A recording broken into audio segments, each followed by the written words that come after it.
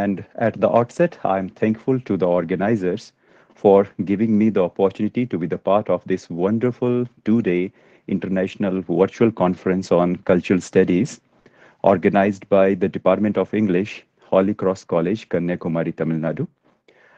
As we all know that the conference is about cultural studies, and culture studies is the study of the ways in which culture is constructed, transmitted, learned, and transformed over the time. Culture is an umbrella term, as we all know, which encompasses the cumulative deposit of normative knowledge, beliefs, and traditions. Cultural studies is an interdisciplinary approach which borrows concepts from diverse disciplines like sociology, anthropology, history, literature to study culture. And the same interdisciplinariness we are going to witness in our today's session, where our speakers they are going to speak on cartoons, on graphic novels, on folk music, and on subaltern studies or subaltern lives. As we have 1 hour at our disposal and we have four speakers, so I think it will be fine if you speak for about 10 minutes, extendable by 2 or 3 more minutes. And after that, after each presentation, we can have few questions and discussions. So we have first of all Dr. Shweta Tiwari with us. Dr. Shweta Tiwari is Assistant Professor, Amity Institute of English Studies and Research, Amity University, Uttar Pradesh, India. So welcome, Shweta. Welcome to the panel. Thank you. Thank you, sir. And am I audible? Yeah, you are audible. And the second speaker that we have is Dr. Bindu N. Philip, who is Assistant Professor in Department of English, St. Mary's College, Kerala. So do we have Dr. Bindu here? Yes, sir. So welcome, Dr. Bindu. Welcome to the panel. Thank you so and much. The third speaker that we have today is Disha Mondal, who is Assistant Professor of French, Amity School of Languages, Amity University, Raipur, Chhattisgarh. So do we have Disha Mondal ji? Yes, sir. I am here. Welcome, ma'am. Welcome to the panel. And the fourth speaker that we have today is Miss A.H. Praveen, who is Assistant Professor in Presidency University, Bangalore. Do we have A.H. Praveen ji with us? Yeah, ma'am is here. So welcome, Praveen, ma'am, to the panel. So Dr. Shweta, can we have your presentation first, please? Yes. I will be sharing the screen later, but before that, I want to start with the introduction of my paper. Is that okay? It's okay. It's okay, Shweta. You can continue. All right. So good afternoon, everyone. I am Dr. Shweta Tiwari. I'm an assistant professor in Amity University. The title of my paper is Funny or Punny, Understanding COVID-19 Pandemic Through Cartoons. We all know that the COVID-19 pandemic ushered us into a state of uncertainty. All the pivots of our life, like family, education, job, etc., stood reconfigured in the face of the global crisis. During the last 2 years, each individual has liberally engaged with the images of the pandemic, if not the pandemic directly. The illustrations of virus-induced respiratory disorders and infographics related to the new normal are still running rife in both print as well as digital media. Now, if I talk about cartoons, I feel that they helped a lot in creating socio-political awareness about the effect of the virus on personal and professional lives of the people during the pandemic. As cartoons intertwine comedy with social commentary, most of the times they are regarded as a source of entertainment first and information later. But if we cast a closer eye on cartoons, it will tell us that cartoons may not be ideologically driven as news articles are or tweets are, but they certainly embody complex socio-cultural discourses. Now, during the pandemic, sudden suspensions of civic and commercial activities led to major changes in everyone's lifestyle. But the maximum damage, I would say, was borne by the ones who are already disadvantaged along the gender, class, and caste line. So apart from the actual pandemic, these social groups also had to wade through what is called as a shadow pandemic. There was an acute upsurge in domestic violence during this time. Likewise, the taboo created around the daily wage laborers traveling back to their hometown presented a quintessential example of the class divide. People living below the poverty line, unaided elderly couples, differently abled people, indigenous population, they were the ones who suffered the maximum complication of the COVID-19 pandemic. So I will be speaking about how the three aspects of cartoons, that is visual, textual, and aesthetics, make them one of the most relevant pandemic narrative. I will be sharing with you a few cartoons that I have picked from various sources and how on the surface level they look funny, but on the contrary, they give us a very important message. So George Osborne has rightly said, quote unquote, the great thing about a political cartoon is that it sums up the state of play at any moment in politics. It's clever, funny, amusing, it informs and entertains us. It does all the things in one drawing that a newspaper does throughout all of its pages. So cartoons, if I define, are visual illustrations of history, society, politics, collective human experiences, and public issues. They appear on print, digital, and animated platforms as independent or series works. Now, the motive of publishing cartoons may vary from caricaturing to aggrandizing, but in both the cases, they narrate a story or examine social mores.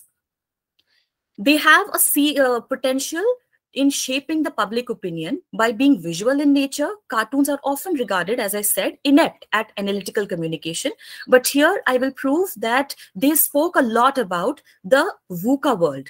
While there was an extensive focus on the preventive measure, the cultural complications created by the pandemic went undocumented.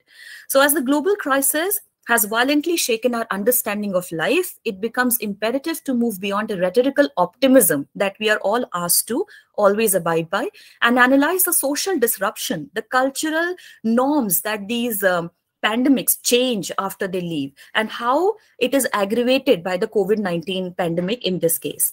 Now, if I talk about domestic violence, it's not a phenomenon that is unknown to us.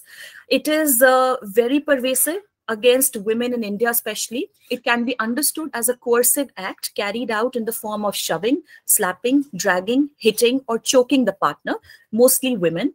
Despite its prevalence, it is often unreported because of multiple reasons like financial dependence of the victim, social embarrassment, and fear of more violence from the victimizer. Another part of the problem is that the women internalize this male supremacy, then they are poor in some cases, and strained relationship, because of which they have to bear with the domestic violence for a very long time. I would also like to quote a report here by the National Commission of Women, which says that during the lockdown, they received about 13,410 complaints between March to September 2020, and out of which 4,350 were related to domestic violence. The worst thing is that they could not really intervene during that time because of the protocols of the COVID-19 pandemic. On the one hand, in India, we will all agree that the status of Devi or goddess is given to the women. But on the other hand, the same status also compels them to acclimatize themselves to the disciplinary regulation of deportment and speech. Incidents of aborting a female fetus, harassment, wife battering, bride burning are some of the examples of physical violence at an interpersonal level. So now I will show you some of the cartoons that will speak volumes about what happened during the pandemic. Please let me know, sir, when my screen is visible.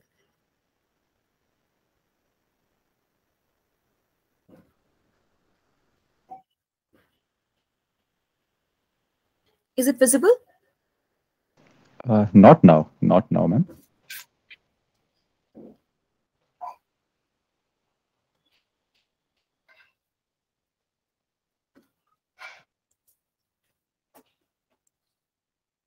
Is it visible now? Yeah, now we can see it. Okay, so this is the first cartoon that I would want all of you to look at. Now, if you see what is happening here, it shows a healthcare worker and he is adjusting his spectacle to have a clearer vision of the cramped domestic abuse shelter. He apprehensively reinforces the meaning of social distancing, but the afflicted women, as you can see, remain unmoved. Though there is no space in the shelter, yet more women try to accommodate themselves. So the cartoon is a scathing attack on the quote-unquote stay home, stay safe safe slogan that became very popular during the lockdown. Restriction on the movement of men and women both, it in a way increased the conjugal friction and intimate partner violence during the pandemic. The worst part of the situation was that the NGOs and the grievance redressal cells could only offer a telephonic reassurance to the victim due to the complete lockdown. While the government ensured no contact among people in public, nothing was done to prevent these women from being harassed in their domestic confine. Loss of job, inability to pay for food, and pervasive boredom were among few important reasons because of which domestic violence increased many folds. Moving on to the next cartoon. So here, all of you can see that it foregrounds a victim of a chronic domestic abuse, as I would say. Her head bump, her eye, her missing teeth, exasperated facial expression betray her physical as well as psychological trauma. Despite the ruthless battering, she shields her abuser by saying that she fell from the stairs. So you can see, no, I spend more time at home, so I fall down the stairs more often. So the cartoon compels one to think that what is the reason behind her lying despite the damage. As I said, the victims usually do not divulge the details about the abuser despite being battered brutally because of financial dependence, and they keep on bearing the pain uncritically. During the lockdown, people could not meet each other. The women could also not take help of their maternal household, their family, and therefore this kind of incidents became very common. Victims of domestic violence maintain silence during the process of getting battered because they fear that it might irk their abuser further. So this is one classic example of that. This cartoon is very interesting. I would want all of you to spend a few seconds in analyzing what is happening in this picture. So it portrays a woman and she's being throttled by a man who in all likelihood is her husband. She looks intimidated and helpless. And please look at what is happening behind the door. Ironically, the COVID-19 virus feels so disturbed by the entire spectacle that it shields the eye of its progeny. Domestic violence surely daunts the victim, but it has a detrimental effect on the young children as well. So both their physical and mental well-being is impaired because of what they observe in their household. So the children who became witness to domestic violence during the lockdown have developed a sort of fear of being around people. So there are both short-term consequences like anxiety, depression, aggressive behavior, and then there are long-term effects like being violent in their own relationships. So these are the things that are not taken into account when probably a person loses his temper in domestic relationships. So like women, even young children blame themselves for the fiasco, and they live in constant fear of their abusive parent or parents. The cartoon is an attack on human aggression, and it shows that even a baleful virus is alarmed by the gendered brutality. This is another cartoon that I would like to talk about. So it captures the predicament of all women during the pandemic, the ones who were victims. As per the safety guidelines, the woman is shut indoors, but the irony is that she feels threatened even then. So the COVID-19 virus is dressed as the Grim Reaper, as you can see, and it is waiting at her doorstep and pointing a finger at her, which means that she will be dead if she steps outside. There is an eerie resemblance between death and the male counterpart, as you can see. He is faceless and clad in black clothes, which signifies universality and lethality of gendered violence, respectively. The charged atmosphere frightens the child, and he can be seen clinging to his mother. And forced coexistence during the pandemic made women susceptible to their intimate partners and left the children at the mercy of the abusers. Also, the cartoon is very poignant in terms of the placement of women, as you can see, between the two male partners. So both signify death in one way or the other, and her placement in the center is very strategic. So this in-between status of women across the globe seems to have not improved much, as they still are prone to violence both inside and outside the domestic threshold. Now I will be speaking about the villainization of the labor force during the pandemic. We are all aware that when these laborers were getting back home, so they were demonized, and people also blamed them for spreading the virus. So the cartoon shows a laborer carrying his scanty possessions on his head. If you read what is written here, not sure what the government meant by saying that it's taking all possible steps.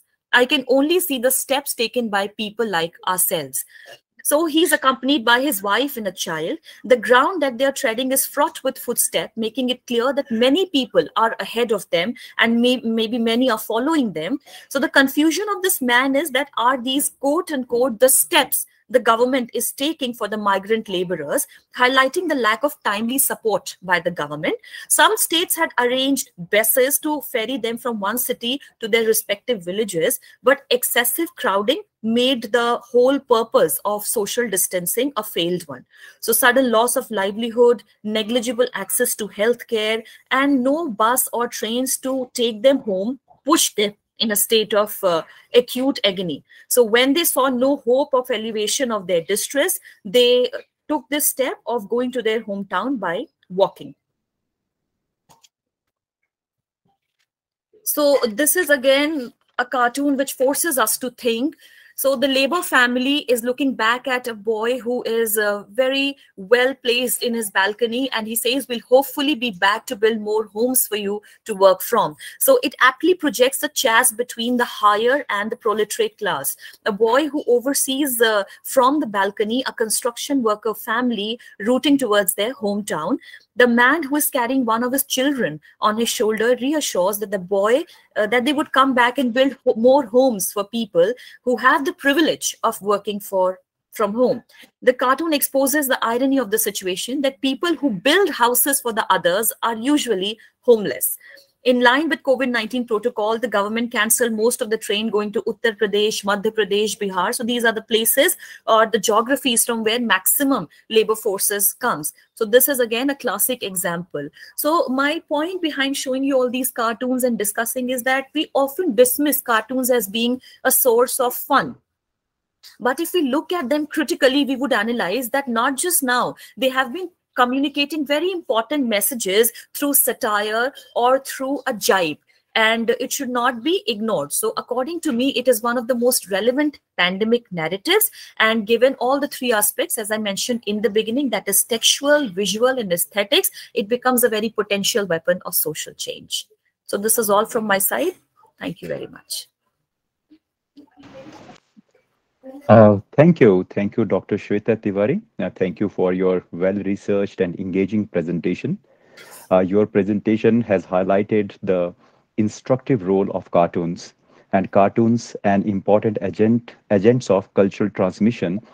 They are instructive domains which present informative materials. Thank you very much. But I was wondering, can seriousness be brought with the help of cartoons? I mean, COVID-19, it was something that was full of seriousness, and cartoons is something that we can always relate with entertainment or amusement. So how can we bring a kind of seriousness with the help of cartoons? And what's your take on that? Yeah, so thank you for the question. See, I am of the view that if I say seriousness, there's a lot of material which is available, which I would classify under the category of information. There were news articles, there was a lot of content on the social media. Then again and again, we were being apprised about the harmful consequences of the virus. But even then, we saw that people were not taking it seriously, because as human beings, we gravitate towards things that are less serious, because we're all burdened by our problems of day-to-day life so much that we always seek entertainment and we look for things that are light-hearted. Nobody would want to read a dense report on the repercussions of the COVID-19 pandemic, but if you show them a clip which has a comical take on the pandemic, they might also get the message. So I believe that is why the cartoons become very important. It's not about bringing seriousness to the issue. It's about conveying the right message. We saw people breaking the protocols, even being told 100 times of the appropriate and inappropriate behavior. But if you're able to convey the message lightheartedly, then I think the battle will be won. Yeah, perhaps you're right. Any questions? Just one or two questions about the presentation. Any comment or any observation from the participant?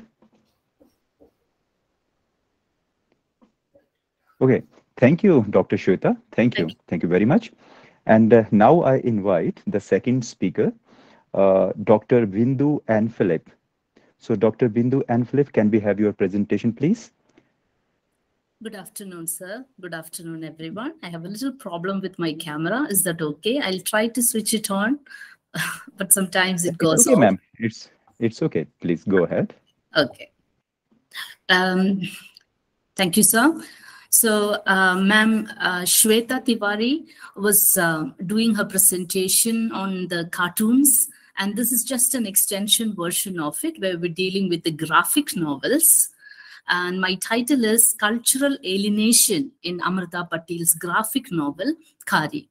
So graphic novels are misunderstood to be synonymous with the cartoons, but actually they are not the same. Graphic novels encapsulate images and words to form an extended version of comics, actually. They're enriched with versatile and captivating methods that can be imbibed in conveying a story in contemporary media culture. Graphic novels modify the genre and conveys the seriousness of purpose without veiling it with a lighter tone.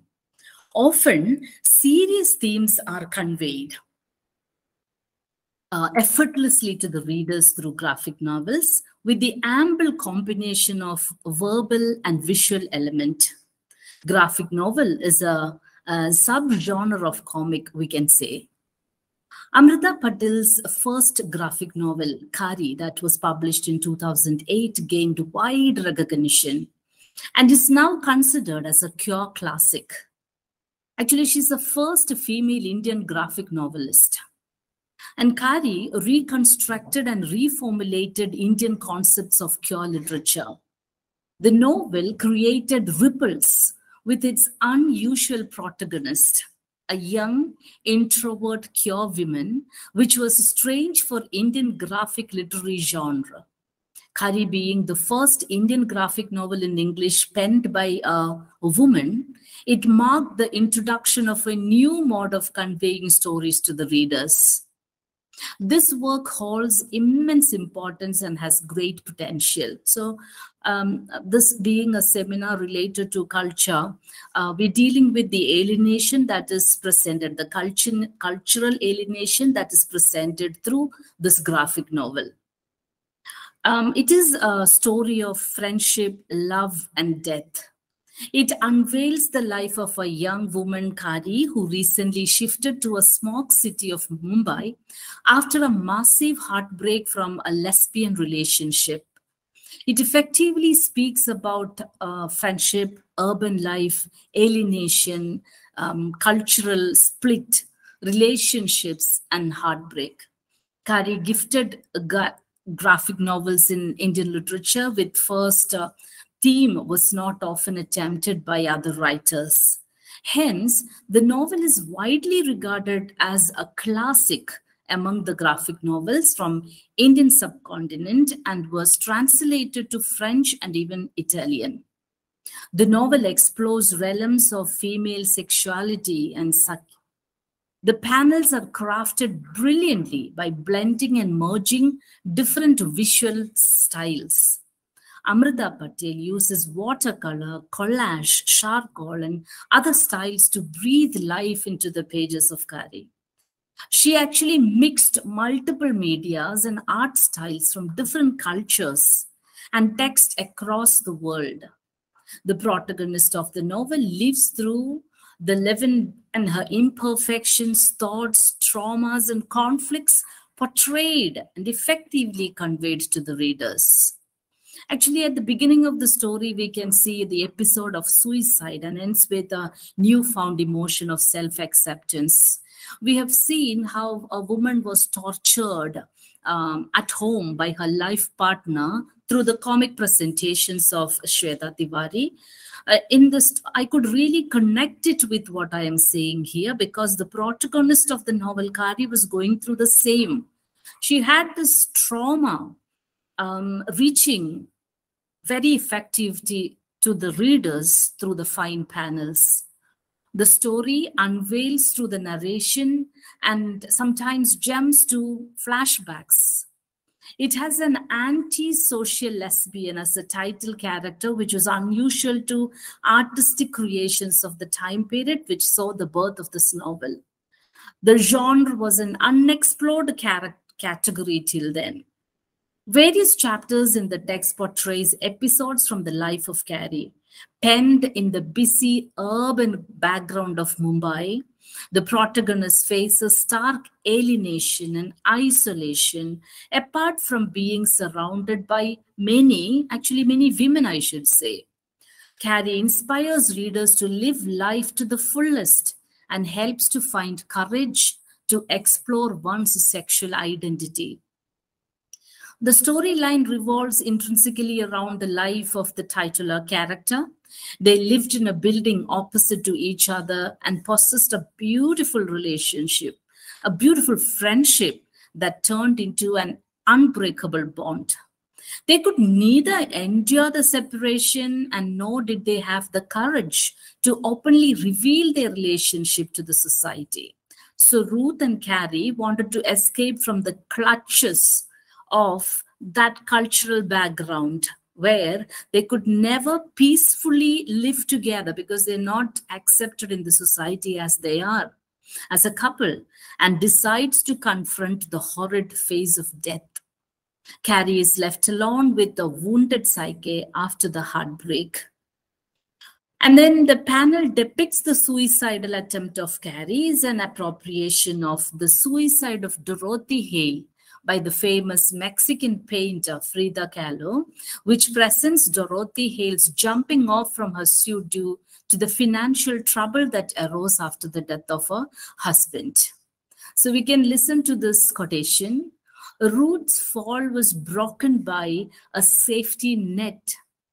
But Carrie talks about herself and she says, I was saved by a sewer, by the stinking river of effluence that snakes past our neighborhood, the one our buildings avert their faces from, unquote. Here again, the place where Carrie fell is the pit of dirt where waste from the society gets accumulated. The degrading and the isolating approach of the heterosexual community towards homosexual strata is indirectly revealed here by the author. The author clearly points out and speaks about the humiliation that non-binary had to endure. Ruth decided to conceal her identity by confining and pretending to be a member of the society for her entire lifetime, and she fled away, leaving behind Carrie to suffer. So Carrie was a person who took this cultural difference for her individual pain. And the pangs of this pain is within her. And again, we can see at the beginning of the novel when she wanted to go away from her family and to have a new life with her friends. The friends were all engaged in other extra affairs that they were not giving time to Carrie. The realization of her gender identity must have caused the painful experiences and gave life to Carrie, the tomboy self and the desired personality of the protagonist, who narrates the rest of life experiences after the revelation of her identity. Brilliant references and employed in Carrie. The event after her jump is depicted through a picture that is a creation of Christina's World by Andrew, wherein our protagonist stares at the huge buildings of the city and shows her disturbed states of mind. And I would love to quote this again. Some people are lucky enough to be saved by the light. This is what she says, unquote. Carrie, following her epiphany after her jump, is seen to carry the stink of a gender identity. Still trailing the dirty place, I staggered into the office because I could think of no place else to go. So she's not thinking about her family. She's not thinking about a circle of friends where she can go back. She actually goes back to the office. So the lack of intimate relationship, friendship, in urban context is revealed in many situations in this novel, and this is one such situation. She actually has parents. She has, Bindu ma'am, yes. kindly we need to conclude. Kindly conclude, please. We Yeah, have some time constraints. yeah, Yeah. I'm really near the conclusion here. So Patel's Kari leaves the reader in a position where one rethinks about their position in the society and each one's contribution to provide a space, a safe space. On the other hand, we breathe the fresh air of the people who feel closeted. Carrie claims on the top of the voice that it is high time to roll up the sleeves and strive to root out the stereotypes and prejudices inherited from the young. We still have miles to go in order to eradicate this kind of cultural imbalances from our society. And with this, I conclude my presentation. Thank you very much. We really appreciate that you ended your paper well in time, ma'am. And thank you, Dr. Bindu, for the excellent, clear, and clinically oriented presentation. This novel follows Kari just after her suicide attempt and her dealing with the end of her relationship with Ruth. And I have also gone through the novel, and the main character, she tries to find her place in the world. And the book deals with the presentation of queerness and how queer people, how how they interact with the places around them, and how they interact with heterosexual world around them. And it deals with many conflicts that young people they face. Correct, sir. And Yes. the book talks of very daring themes like exploration of sexuality, identity, queerness, and LGBTQ. And moreover, as you have mentioned, that it was the first queer graphic novel published in India. So, Dr. Bindu, I was just wondering, how did the people, or you can say the audience in India, react to the novel when it came out? Because it Actually, was they very old novel. Yeah. correct, correct. Actually, I don't think they accepted in a positive note, But actually, again, when we talk about the secure theory, the minority was happy because at least they get the ripple. I mentioned at the beginning of the presentation, these ripples are there in the society, and one day we have no other way but to accept these with us. Right, right. So we have few questions. Do someone is raising hands? Sir, sorry for the interruption. Yeah, ma'am. Sir, the resource person for the plenary talk is waiting in the meet. So we would like to continue this paper presentation session after the plenary talk. So I request you, sir, and the participants to wait till then. Yeah, it's okay, ma'am. It's okay. So now I hand over the session to the MC.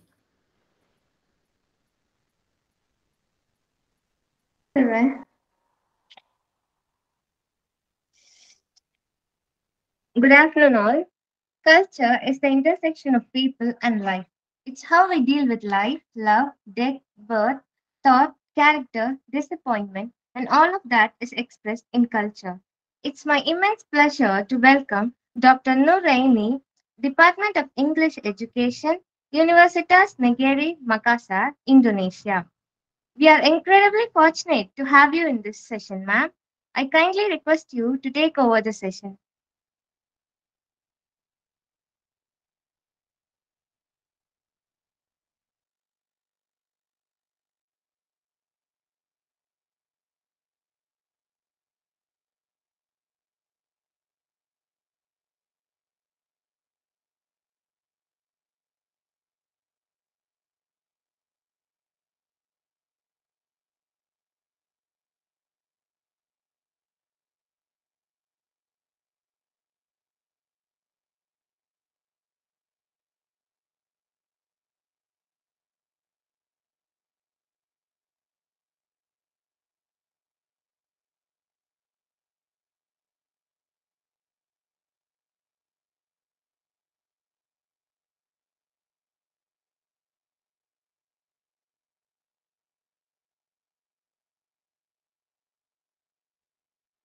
Sorry, participants, I request you to wait.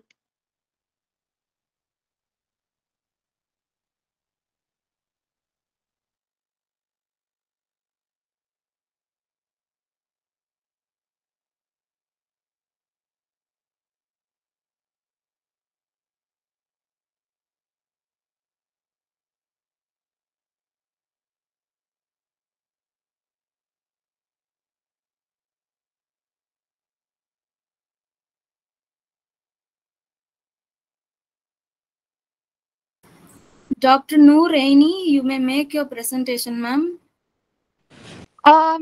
Okay, hang on. Give me 2 minutes. I'm preparing it because I'm on my way. 2 minutes. Sure, ma'am. Okay, thank you.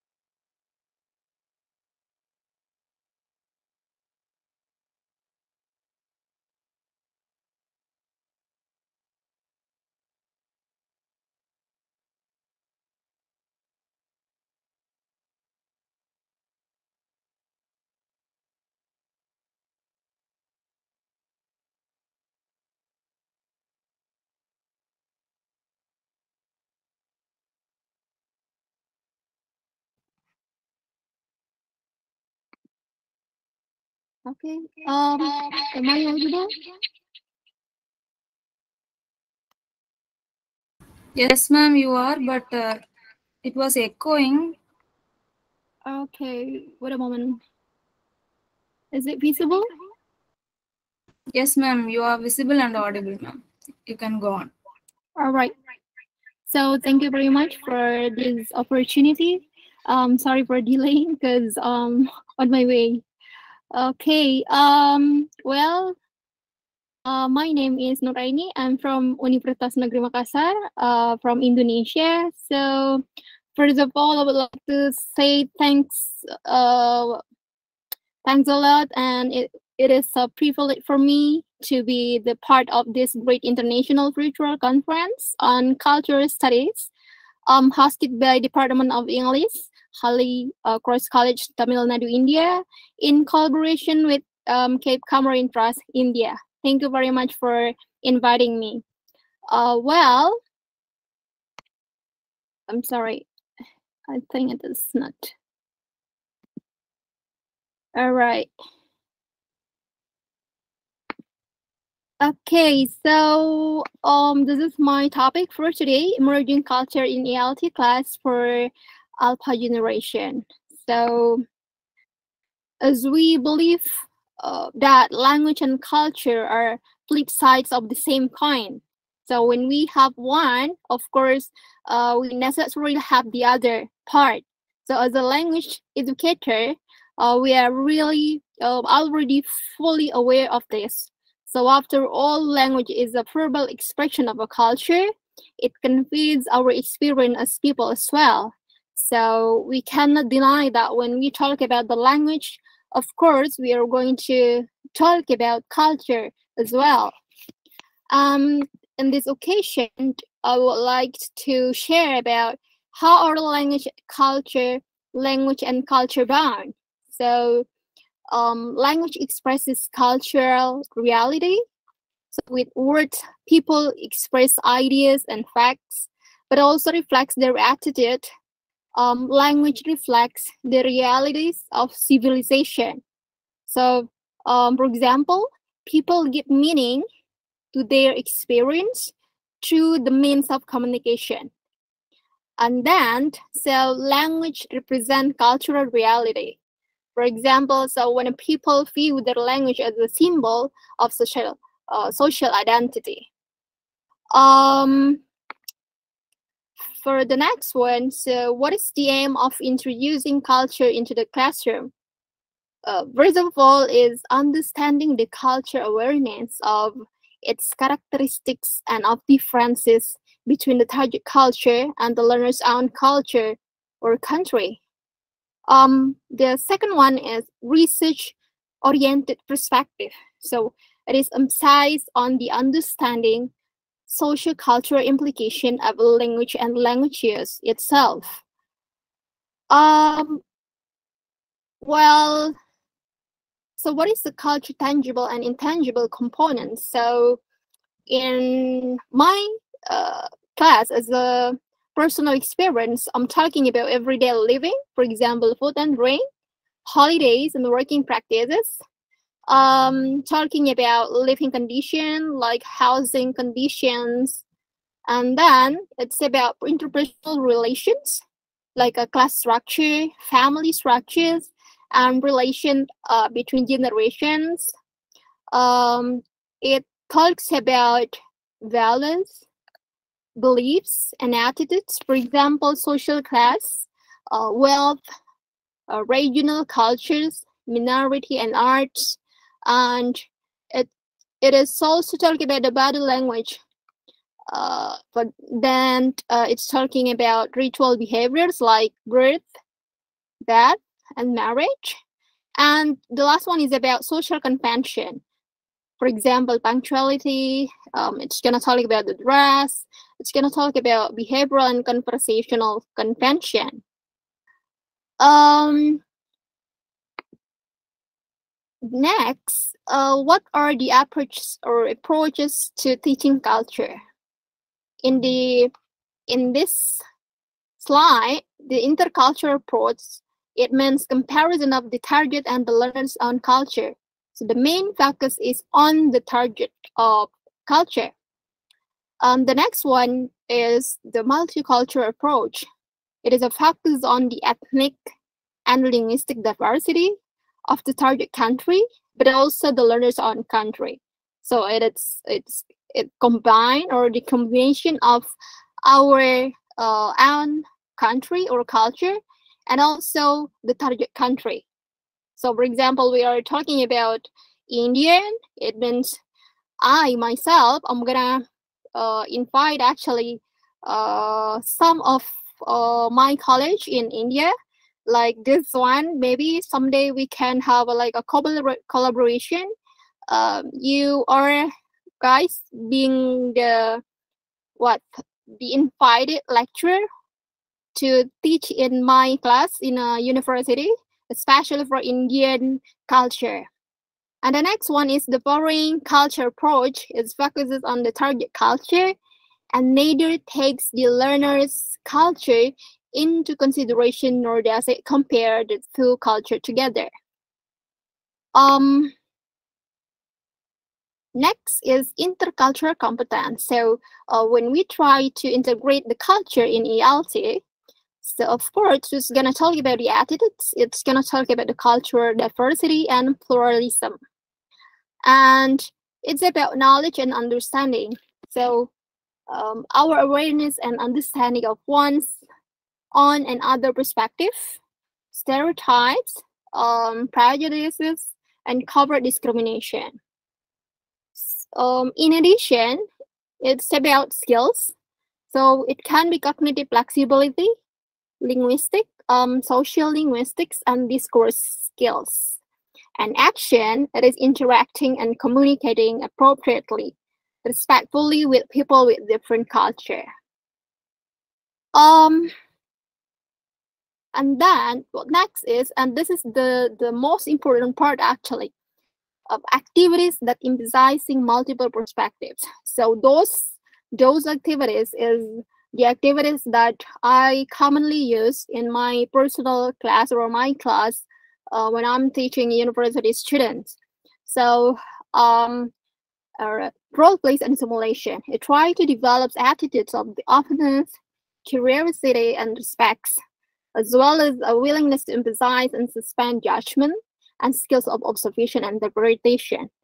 So it's about skills of learning about one's culture and discovering others, as well as skills of adapting and empathy.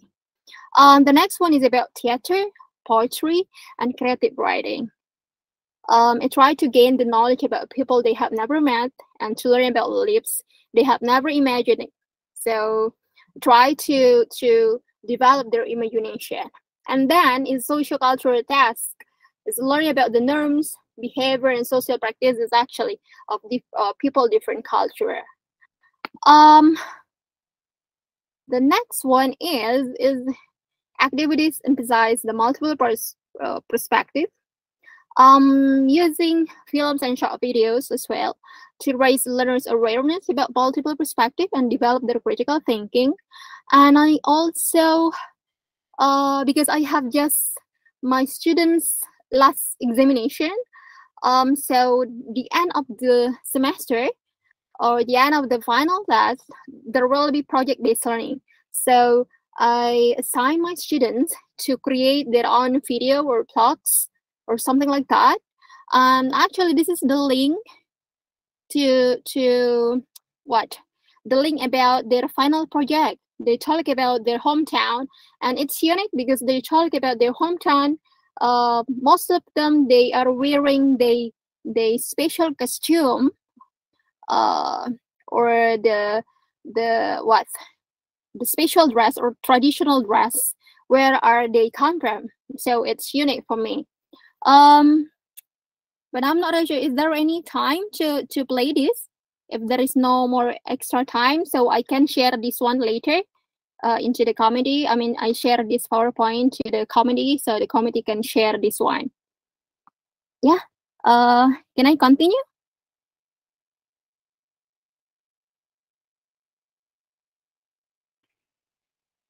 Excuse me, am I audible? Yes, ma'am. Okay. Do I still have a time? Yeah, ma'am, you can present if you want. All right. So actually, I'm about to play this one, but I'm afraid that there is no more extra time for this one. So I'm gonna share this one to you later. Is that okay? Yeah, ma'am, sure, ma'am. Yep. So, dear participants? Yeah, sure. For the Yeah, participants. okay, ma'am, you can continue now. Okay, ma'am, thank you. Yeah. So I'm sorry, I still have to like. I mean, this is the last slide actually, but we can play later if there are some participants who want to share. Okay, so this will be the closing remarks. I do sorry it's so short. A key element of creating a warm and welcoming classroom is making sure our students' language and cultures are reflected in our materials and lesson. So this is the most crucial part when we try to integrate the culture in our class, especially to teach Generation Alpha. And it is a really vigorous work actually. Okay, so that's all for me. Thank you very much for these kinds opportunities. I'm sorry, I forgot to take the cam. Sorry, I'm on my car actually. Sorry. It's okay. Thank you. Thank you. Yes. Okay, I'm gonna share with you later my PowerPoint so the participants can play the Okay. project of our students in Indonesia, especially in South Sulawesi, in my place. Okay. Thank Sure, you very ma'am. much Thank you, for ma'am. this great. Thank you. Thank you, ma'am.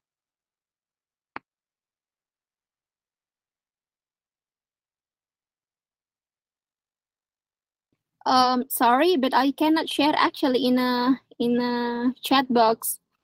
Is it possible that I'm sending via WhatsApp to the committee or?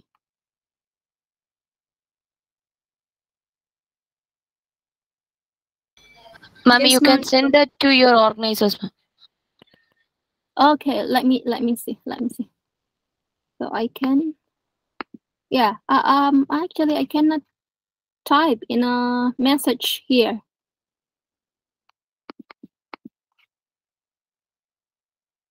Yeah, there is no access actually.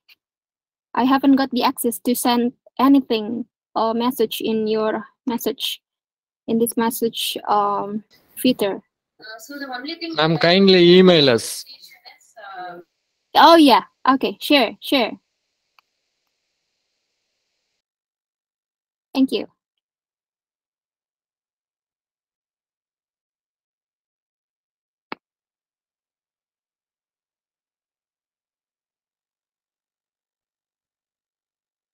Dear ma'am, the session was so intense. We are grateful that you have spent your valuable time for us.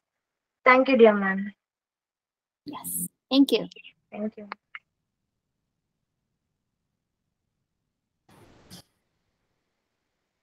So we apologize for the delay. So now we shall continue the. So is there a question answer session, Shivani? Yeah, ma'am. The participants can ask if they want to ask any questions to ma'am.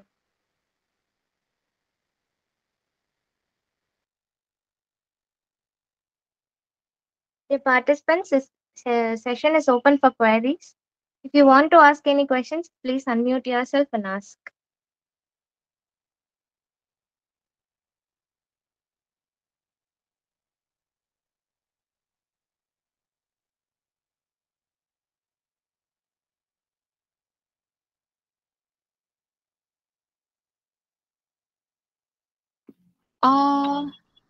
Miss Tiffany, I'm sorry. Would you mind to send me the email of the committee?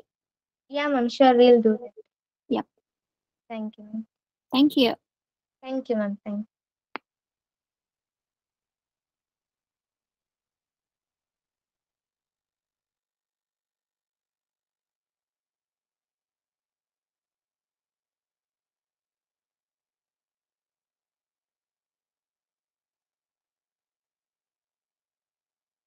So now we'll continue with the paper presentation.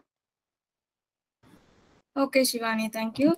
So we shall continue with the paper presentation session. I hand over the session to Dr. Subhash Verma. Thank you so much, ma'am. In this session, we have already seen two presentations. And without further ado, now I would like to invite Disha Mondal for her presentation on dying folk music of West Bengal. So do we have Disha Mondal with us? Yeah, I am here, sir. Yeah, ma'am, please continue, ma'am. Am I audible, sir? Am I audible to everyone? Okay, thank you so much. So please give me some time to share my PPTs with you. Yeah. Is it really visible, my slides? Yes, ma'am, it's visible now. Okay, thank you. Please Thank you continue. so much. Okay, So, dying folk culture of West Bengal, I have done research work on that. So, I will present about these things. I have taken four folk music and their origin and their declination in this era of globalization. So, West Bengal has traditionally been the abode of folk culture, and my contents are this. I have decided these four musics: baul, bolan, jhumur, and bhadu. So let's begin with the introductory part. And that I was saying that West Bengal is the abode of folk culture in India. Like other parts of the world, the varied forms of music, drama, and painting are there in West Bengal. And what happens next? The term folk, that means actually look or the people in general. Folk culture is thus developed and maintained and nurtured by mainly the uneducated common people of rural Bengal. The origin of folk culture is deeply embedded in the religion, but unfortunately, with passage of time, influx of urbanization and westernization have forced Bengal folk culture to confront a tremendous challenge at present day. So in this presentation, I shall discuss about some dying folk music that I have mentioned before. The first one is baul. So the deep intensity of love and devotion have given the birth to the cult of baul in Bengal. The word baul refers to a category of wandering minstrels, mystical seers, and they like to preach. They are like preachers. And most of the bauls emerge from villages, laboring classes, who may profess either Hindu or Muslim belief. Only the solitary life, far from home and conventional religion, gives to the baul the freedom of free thinking. And they preach one thing, that there is only one divine God, and that God is not outside, that is inside your divine spirit, that is called the man of the heart, the man of the mind, or the unattainable man. But nowadays, there is a declination in this cult also. Baul songs are still a popular form in Bengali folk music, but they have lost their age-old charm. The present generation chances across the buses and trains, you can see them in the footpaths, but we have just forgotten to appreciate the way we used to do. Now I will move on to Bolan. Bolan is another form of folk music in West Bengal, and it is native to West Bengal. It is the in the era of smartphone and other such technical devices, it's dying a slow death. This Bengali folk form, which involves singing, dancing, and performing, is on the verge of extinction. Traditionally, it is performed during the Gajon festival in the month of Chaitra, and Gajon is related to Lord Shiva. And the performers go from home to home, house to house, or lane to lane, depicting episodes from Hindu mythologies, most of which involve Lord Shiva and goddess Sati. But what happens after COVID pandemic, the folk artists are not getting that much job that they used to get before. So, and nowadays there is so many modern music and modern instruments are there, so they are really adapting those modern things, the musical instruments, musical tunes. So in this situation, original context or authentic context of folk drama is being changed gradually through urbanization. The traditional performance is shifted from folk traditional context to urban context, and that is a really big loss, we can say it. Now we can move on to the next thing, that is Jhumur.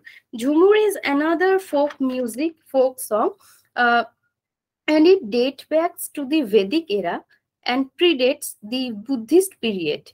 So Jhumur song actually popular among the Santals, the tribals of West Bengal, in Birbhum, Purulia, in these in these districts. They are really very thriving folk culture. And Jhumur song originated in tribal traditional society, and they used to sing using playing the madul or the traditional folk instruments. Now it has the flavor of originality, but nowadays what happened, with the use of modern techno sound effect, it has lost its original color and charm.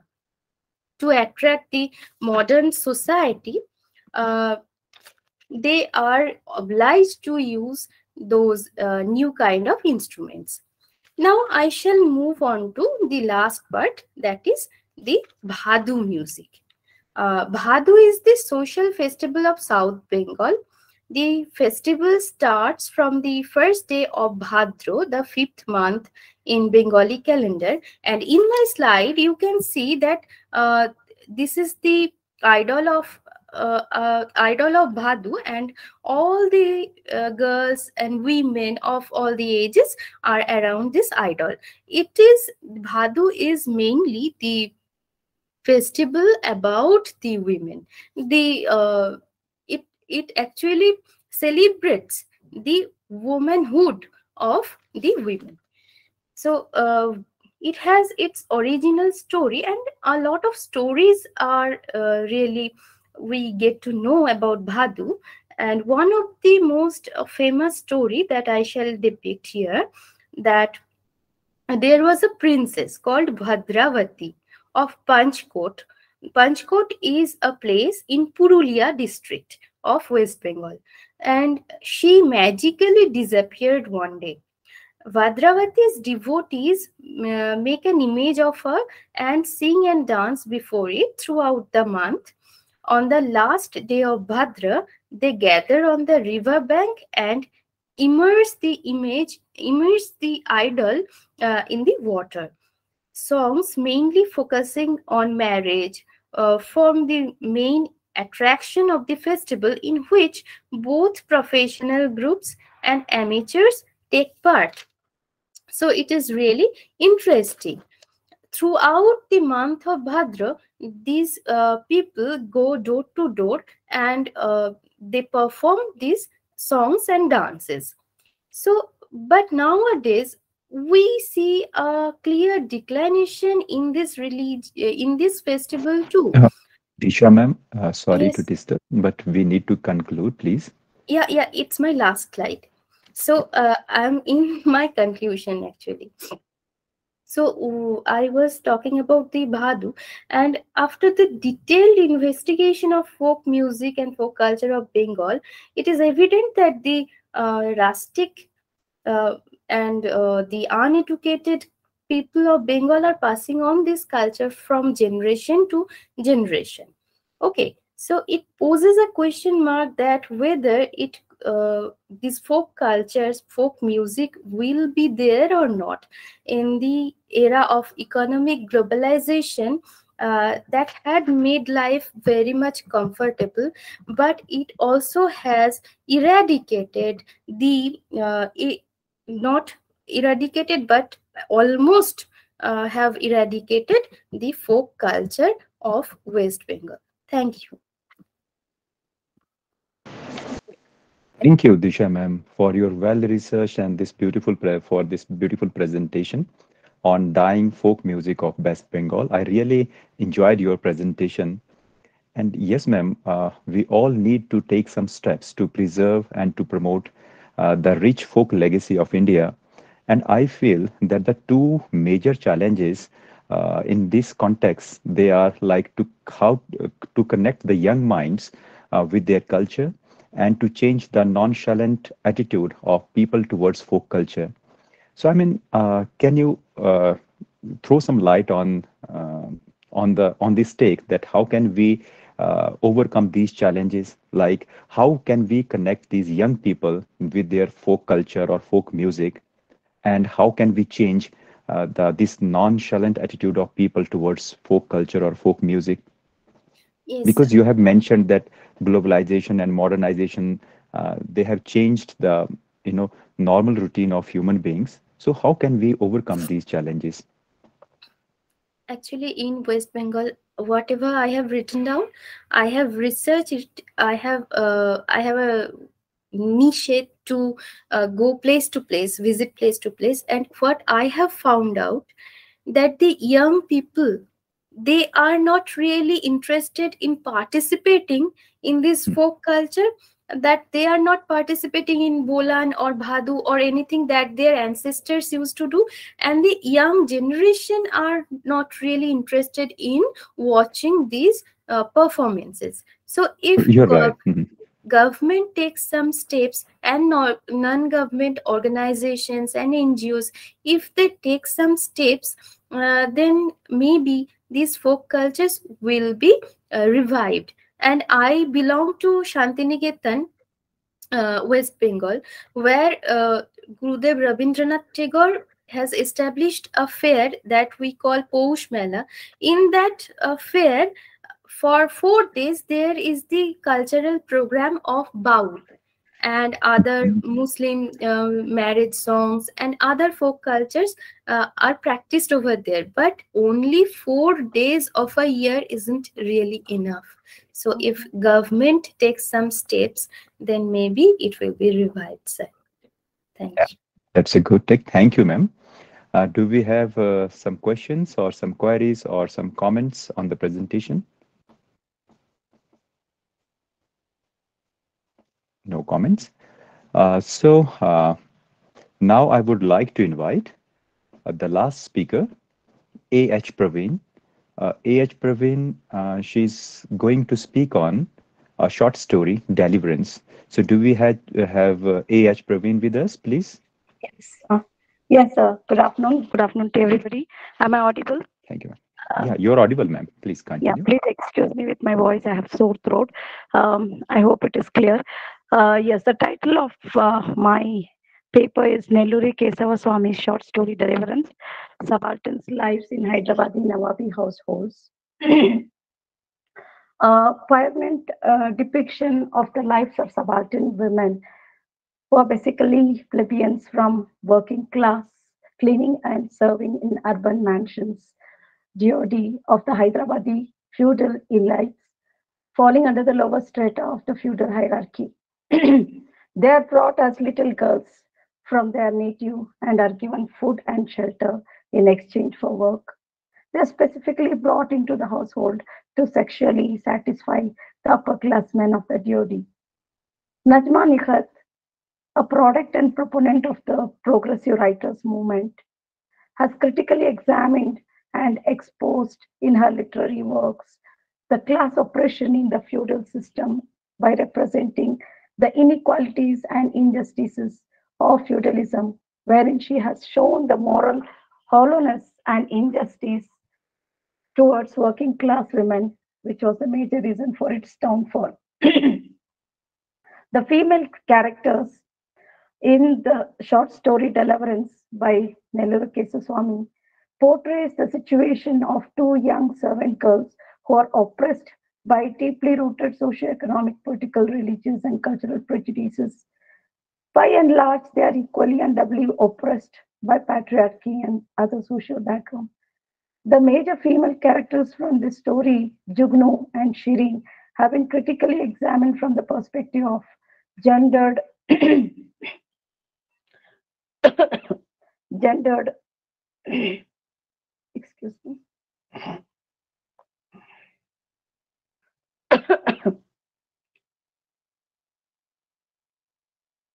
yeah uh, gender subalternity, which shows that they are the victims of poverty, patriarchal domination, and other socio-cultural structures of traditional Nawabi society. The women who are projected by the writer in the story live under patriarchal domination in Hyderabad. This is an account of vicious circle of marginalization where they seem to be trapped. So women in history are found to be male's desired object, serving as slave, being victimized. They have performed the role of both mother and other. No matter how the world puts steps to change, no matter which country and social system people live, nobody can deny women's marginalization in history. All the women assumes privileged position in the Holy Quran, yet in Muslim religion, the Orthodox patriarchal Muslim society, through the means of restriction, force, child marriage, deprive education to women, also put restraint on their movement at social, political, and educational levels. So this study dwells into the patriarchal nature of the Hyderabad society, which had caused working class women to lead a life of servitude devoid of basic rights. The studies hope to significantly reveal the state of such women who could still be there in the society, despite there being many Indian women writers who make the plights of subaltern women as a central theme of their story. There are very few male writers who are ready to capture the plights of such subaltern women in their writings. Kesav Sami has captured the very essence of subalternity and patriarchy through the characters in his story. This study will bring the plights of working class women from the man's perspective. It will reach a wider range of readers who then will be educated on the sufferings of subaltern women. A realization on the condition of such women is crucial to garner attention from all around the world under the tag of humanity, who will be able to contribute significantly to the empowerment of underprivileged women. Secondly, this study could encourage more subalterns to voice out by using literary works as their guide. Subalternity is the result of the need for upholding honor and tradition. Many working women are not able to voice their predicament, for they fall under lower state of class and are not able to exercise their agency. Literary works are hoped to be a platform where these women can identify with each other and find courage to find a voice through the stories of others. Many women around the world are being subjected to accept a life they do not like in order to uphold the honor and tradition of their families and the society. These women are in need of knowledge on how gender subalternity works and how it influences female disempowerment. These women are in need of knowledge on how gender subalternity works and how it influences female disempowerment. These women need to be educated that patriarchy in society and tradition are voices that silence them. Thirdly, this study will ultimately reveal gender subalternity of other women around the world, and subalternity is embedded in the lives of many women and is being accepted as a way of life. The plights of Hyderabadi working women are also experienced by other women from other parts of the world. Through the revelation of gender subalternity of Hyderabadi working women and the impact it has on women disempowerment through Spivak's theory of subalternity and the mechanism it presents, it is hoped that other women will be able to identify the presence of subalternity in their lives, no matter how subtle it is, and consequently how subalternity can contribute to their disempowerment. These women will need to discover the means of empowering themselves in order to empower many other women in the circle. So this study analyzes Kesav Swami short story Deliverance based on the Gayatri Chakravarti Spivak's subalternity theory and uses thematic analysis to explore gender subalternity among Hyderabadi working women. And the study analyzes how women are depicted in the story through female characters, Jugnu and Shirin. Theorizes Spivak's subalternity theorizes on the reasons and process that result in gender subalternity. The study analyzes how these reasons and the process result in gender subalternity and make characters sexed subalterns, leading to her concluding that subaltern cannot speak. The framework of the analysis of the two women characters in the story begins with the usage of Spivak's theory to highlight the presence of gender subalternity in the lives of Hyderabadi working women. And this is explained through the mechanism. Yes, I have already explained. Yes. Yes, one second.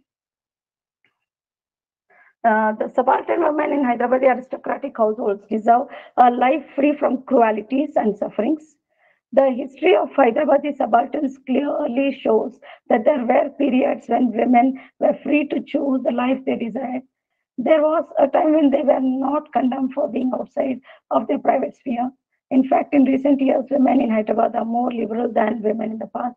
This liberal state of being is necessary for women to contribute to the growth of the nation and to enjoy a life which socially uplifts them and gives them a purpose. It is crucial for women to feel liberal once more, not only in the way they dress, the way they live, but also the way they're treated by their counterparts.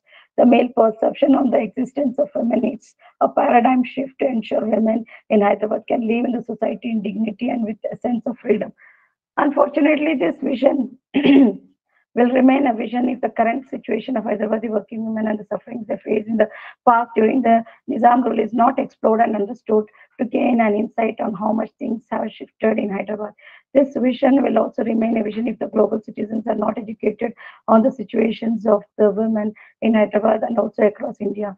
The awareness of the pain of the Hyderabad women, even in the 21st century, is hope to bring in all the contributions that will be needed to dignify the working women once again.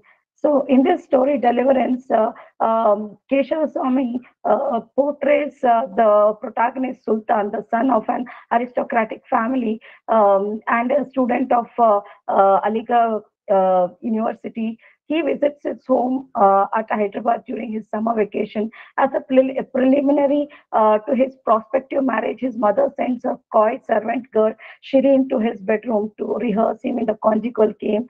Shocked and disgusted, he sends her back, but the embassy is repeated several times. Shireen tells him of his mother's pressure. At last, Sultan is but resolves to make her his wedded wife. However, the family feels outraged by the proposal and he is advised to follow the precedent of his elder brother who had philandered with another servant girl, Jugno, who was aborted and sent off. The idea is repugnant to Sultan and he decides to reject the iniquitous culture. He writes to his history professor at Ma'am, Aligarh for a job sorry, and pretends, sorry to yes, intervene. I'm Yeah. concluding. Uh, yeah, to his history professor at Aligarh for a job and pretends to toe the family line. Being the topper, he is offered a lectureship at the university and under the pretext of enjoying a pleasure trip with Shireen to Mumbai, he leaves to Aligarh. From there, he informs his mother of his marriage with Shireen. I'm concluding it, sir. Just 2 minutes. I'll be concluding it. So I'm done with it. Yes, so you can see that the story ends with a positive note that there is actually a deliverance. Shireen really, Shireen, a female servant, she is go through the deliverance in the sense she's free. She's the luckiest one of other two girls who suffered in the hands of merciless patriarchal pleasure-seeking men. And Sultan, he frees her from servitude and he relieves her the life.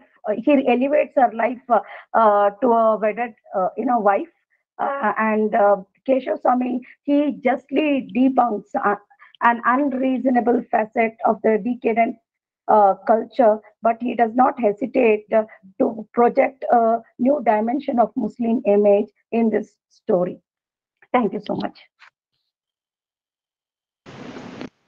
Thank you, ma'am. Thank you. So that was Praveen ma'am's presentation. I thoroughly enjoyed your presentation, ma'am. Thank you, sir. And the story you presented is a cry for deliverance from the Yes, decadent practices prevalent in Nawab's household in 20th century. yes, sir. So I invite any question or any comment on A.H. Praveen's presentation. Any questions or any comment on the presentation, please? So with this last presentation, now we can conclude. Today's session, it was truly interdisciplinary in nature, where the first speaker talked about cartoons, the second speaker talked about the graphic novels, the third talked about the folk music, and the fourth one talked about subaltern's life. So I'm thankful to all the speakers for their wonderful presentations. And on a very personal note, I'm thankful to the organizers again for giving us the opportunity to be the part of this conference. Thank you, everyone. And over to the organizers, please.